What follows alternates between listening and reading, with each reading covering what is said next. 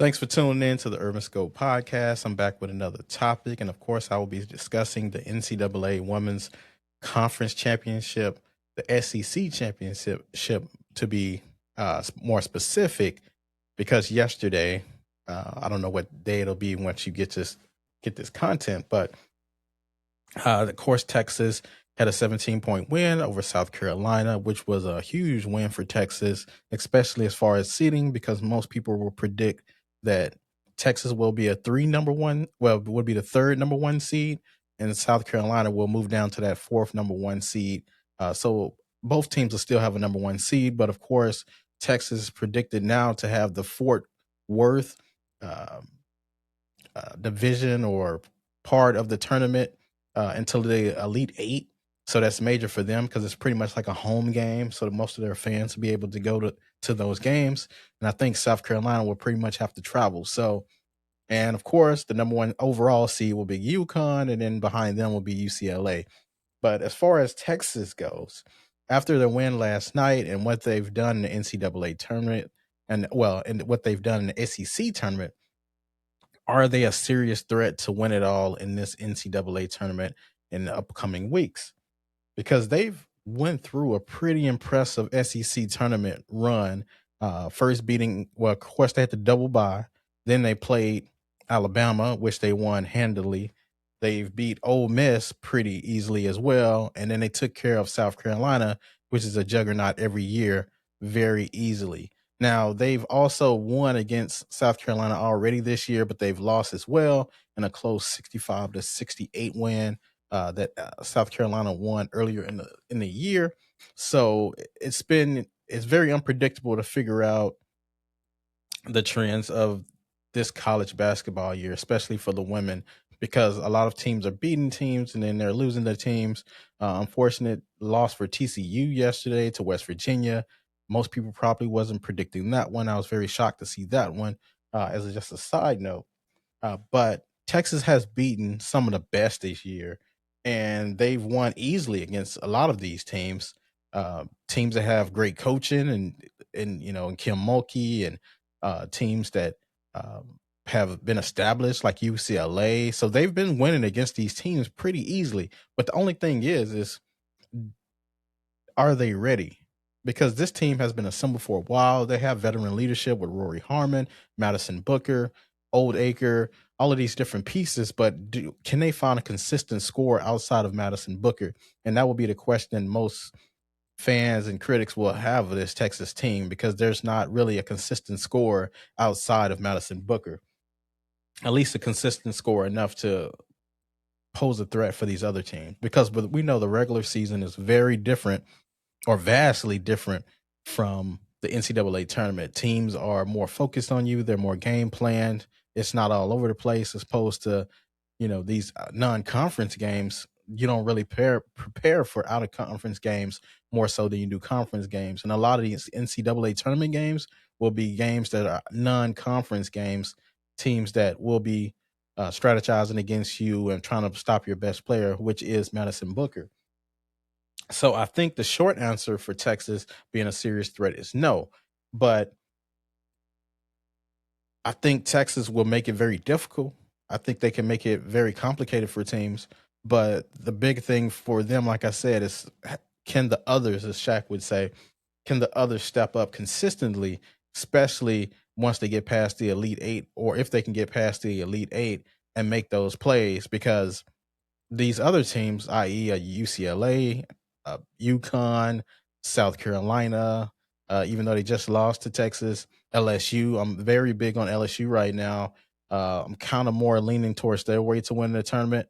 I know they kind of fell apart against Texas in that last game, but what they can do offensively is it's just unbelievable what they can do. It's similar to the Golden State Warriors team that they had in those 2017 and 18 when they had Kevin Durant. They just have so many pieces to stop, and it's very difficult to stop them. The only thing about LSU is that their defense doesn't show up till late, and sometimes it's too late. But I think they'll figure that out in the tournament, as they know every minute is crucial, and won't play half-heartedly throughout the game. So you have all of those things with Texas. Now, Texas does.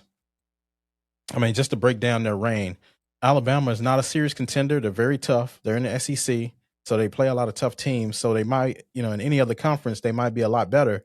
But for the sake of this argument, Alabama's not a serious contender, but they're tough. So that win was kind of expected.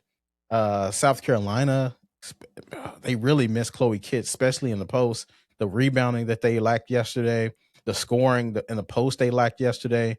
Okot didn't bring her best game yesterday, and they brung in a lot of pieces off the bench, just trying to mix and match things. But a lot of those people didn't get a lot of minutes throughout the season. So I think Staley got a little desperate putting those guys in. But they do miss Malaysia Fulwiley a lot. That spark off the bench. They really don't have a spark off the bench anymore. Tessa Johnson's been hit and miss in this SEC tournament. I don't know if it's fatigue or it's just, sophomore slump. I don't know what it is. And then you have that. And then Tanaya Latson doesn't look healthy, especially with that knee brace. Doesn't look like she's getting around like she used to at FSU. So they are missing a lot of pieces. So they did have not an easy run, but they had a restrictive run on the players that they played and the teams that they played because they had huge deficiencies. But Texas, just to give them their credit, they do have huge wins against LSU, Oklahoma. They have 2 wins versus South Carolina this year, which is huge in terms of the scheduling and things like that that'll take in consideration into their seeding. So they do have these big wins, but then they do have losses against Vanderbilt, which I believe they lost like 16 against. And they lost against a couple of other smaller teams that they were expected to beat, but they only have about 5 losses on the season, but they have huge wins, which boded well for them in the number 1 seeding. But I don't think they could beat a UCLA the second time. UCLA's been pretty dominant. That team's been pretty stable with Lauren Betts and Kiki Rice and what they've been able to do. I don't think they can beat LSU a second time. Flage just had an off game the other night, and they seemed very fatigued, and they were arguing with each other, and they just didn't seem like they were there. But I'm pretty sure they'll be ready for the tournament. So a second time around, I don't think they'll be able to beat a LSU. And I don't think they can beat a UConn. UConn with AZ Fudd and Sarah Strong and KK Arnold and what they have and Coach Ariema. I think they'll be ready for them. So I think right now, at the best, I could probably put them maybe 4 or 5th.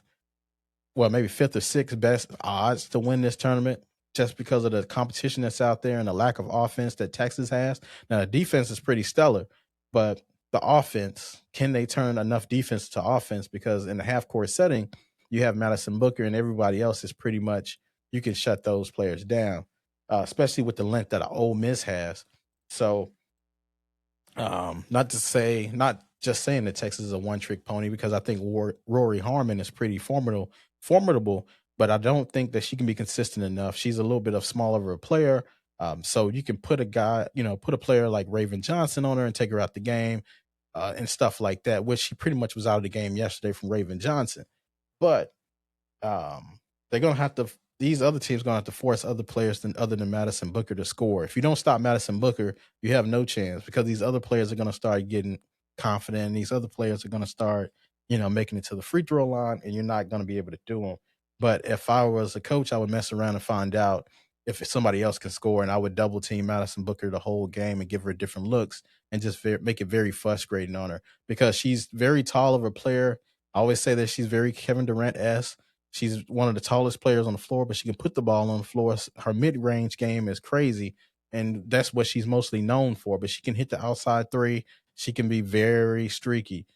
She's a very good shooter, and it's very difficult to stop her because you can't block her shot, or you can't even frustrate her shot because her wingspan is so long.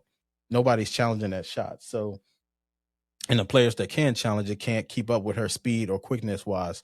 So it makes her one of the most dangerous players in this tournament. But I think this team is an Elite 8 team at best, but we'll definitely check it out. The tournament's starting in 2 weeks, and of course I will be heavily covering this tournament. And tell me what your thoughts about Texas as a serious contender.